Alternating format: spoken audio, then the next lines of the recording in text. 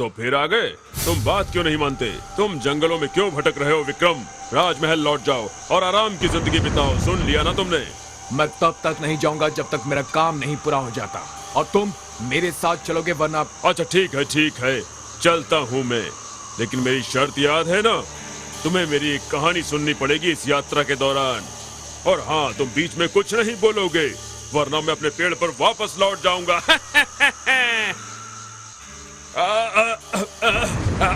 जरा आराम से पकड़ो, इतने निर्दयी मत बनो। मुझसे बेईमानी मत करो बेताल। अगर मैंने साधु से तुम्हें जिंदा लाने का वादा नहीं किया होता तो तुम्हें कब कब मार दिया होता। अब शैतानी बंद करो और मेरे साथ चलो, वरना। मैं तुम्हें परेशान नहीं करना चाहता हूँ विक्रम, लेकिन इस तरह से भागना मेरी आदत है और मैं अपनी आदत बदल नहीं सकता। मैं कोशिश करूंगा। चलो मैं तुम्हें एक और कहानी सुनाता हूँ ताकि ये रास्ता तो आराम से कट जाए। उज्जैनी के सबसे अमीर सौदागर का एक बेटा था जिसका नाम गंधर्वसेन था। वो बहुत सुंदर था और उसकी हर आदत राजकुमारों जैसी थी। उज्जैनी की सारी लड़कियां उसके प्रति आकर्षित थीं, पर वो किसी पर भी ध्यान नहीं देता था।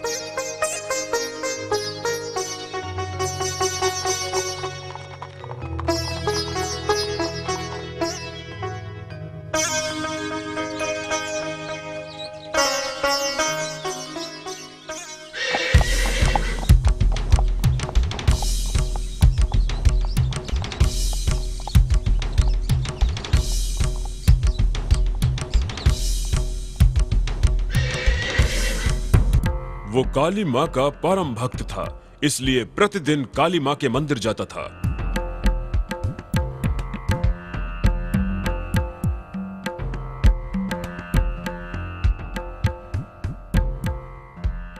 एक दिन जब वो पूजा करके मंदिर से बाहर आया, तब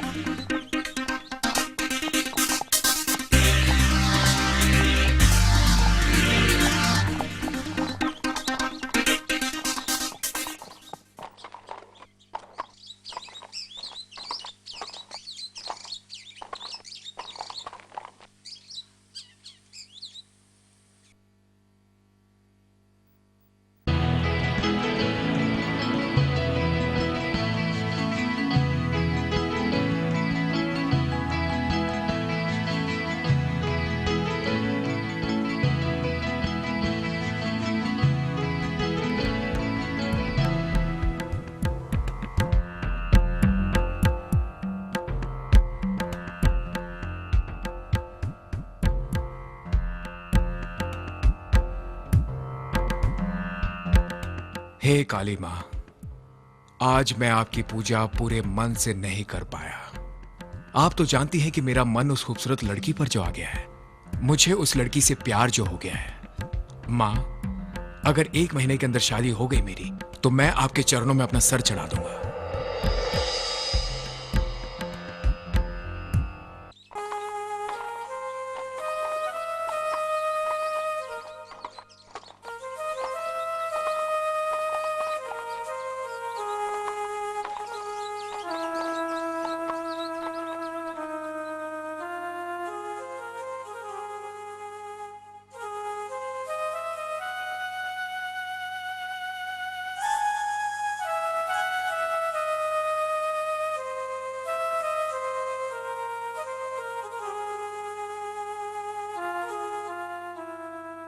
गंधर्वसेन, ये तुम्हें क्या हो गया है?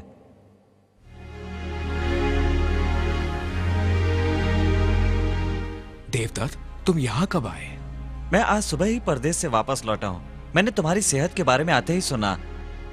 तुम ये क्या कर रहे हो? बताओ ना, क्या बात है? मैं तुम्हारी पूरी मदद करूंगा।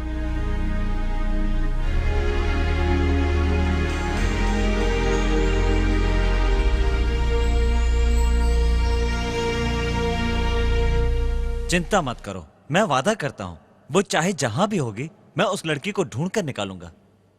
गंधर्व सेन जानता था कि उसका जिगरी दोस्त उस लड़की को हर हाल में ढूंढ निकालेगा।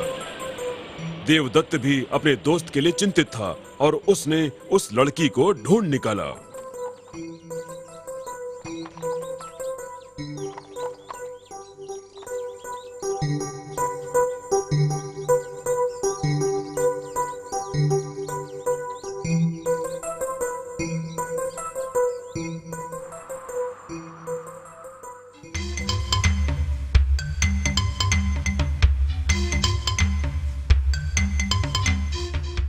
देवदत्त ने उस लड़की और उसके पिता से सारी बातें बता दी और कहा कि वो दोनों की शादी करवा दे।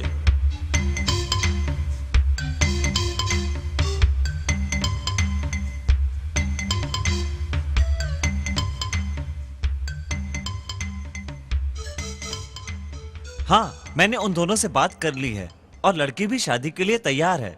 अब तुम भी भूख हड़ताल तोड़ो और शादी की तैयारी शुरू करो।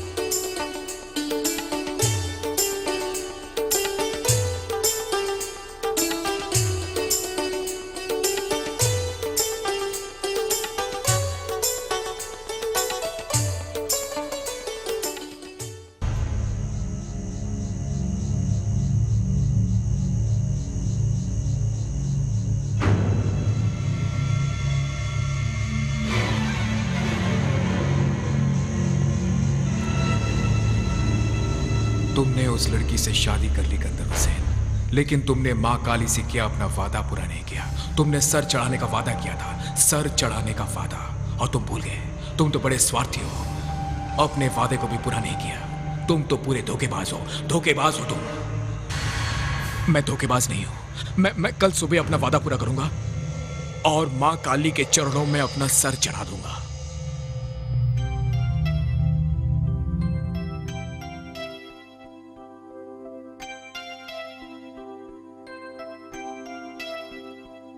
तुमने मुझे बुलाया?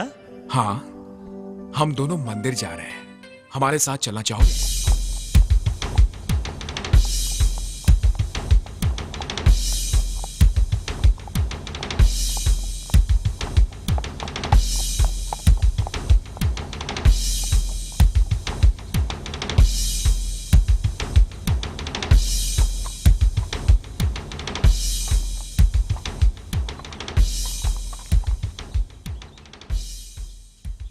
मैं काली मां की पूजा करूंगा और मेरे लौटने तक तुम यहां अपनी भाभी की देखभाल करना।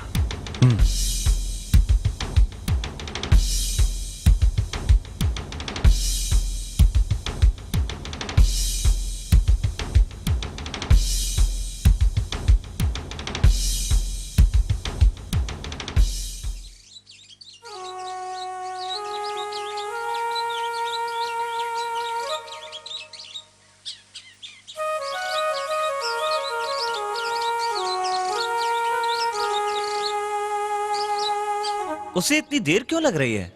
रुको, मैं अभी देख कर आता हूं।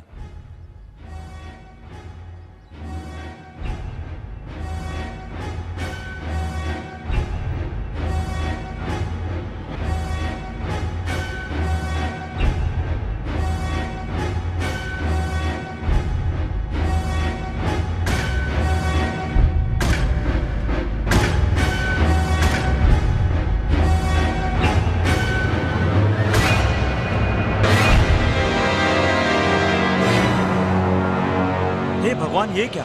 अब मैं इसके बारे में लोगों से क्या कहूंगा? लोग मेरे ऊपर शक करेंगे कि मैंने ही अपने दोस्त की गर्दन काटकर उसकी जान ली है।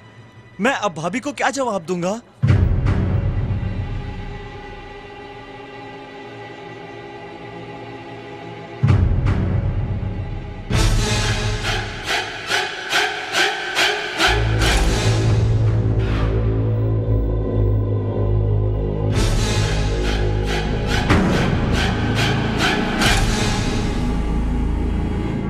ये दृश्य देखकर तो मां काली भी दहल गई।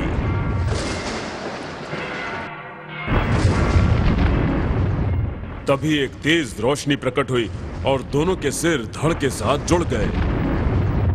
लेकिन गलती से दोनों के सिर एक दूसरे के शरीर से बदल गए।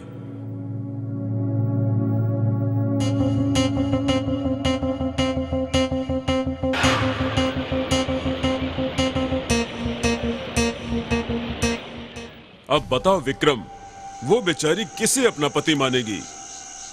सवाल तो जरा टेढ़ा है बेताल, लेकिन जवाब बड़ा आसान है। इंसान का चेहरा ही उसकी पहचान होता है। उसे उसके साथ ही शादी करनी चाहिए जिसका चेहरा उसके पति के साथ मिलता हो। फिर से सही जवाब दिया है, लेकिन तुम मुझे जरा धीरे से पकड़ो ना, दर्द होता है। फिर तो तुम यहां से फौरन भाग जाओगे ना। कहा ना, अब मैं नहीं भागूंगा, इसलिए तुम जरा धीरे से पकड़ो। ऐसी कोशिश भी मत करना बेताल।